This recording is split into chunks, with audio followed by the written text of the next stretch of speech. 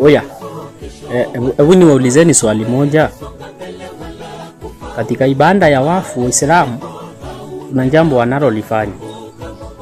Jambo wanalolifanya, wanaambiwa kwamba waende wamketishe ule mwili wa mfu, kisha watakapomketisha wamushike tumbo, wamuoshe. Na pia Qur'ani inasema Waislamu wanafanya ibada za kishirikina. Sasa mimi nataka mkuje mnielezee hizo ibada za kishirikina mnazozifanya moja wapo ni zipi? Maana kuna jambo nimekuja kuliona siku ya leo. Ni kwamba maana unapotafuta haya katika Qur'ani inayosema Yesu ni mwana wa Mungu, huwezi kuipata.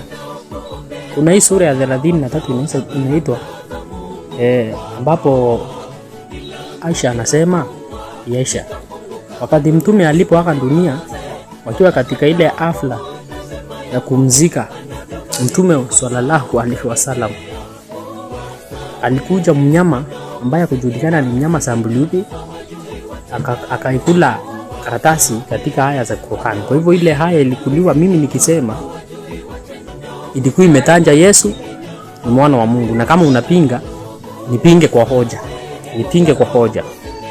Ilikuwa inataja hiyo aya kwamba Yesu ni mwana wa Mungu.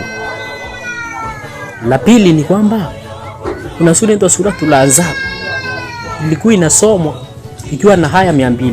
Sasa hivi iko na haya 73. Sasa haya 123 zilienda wapi? 123 zilienda wapi?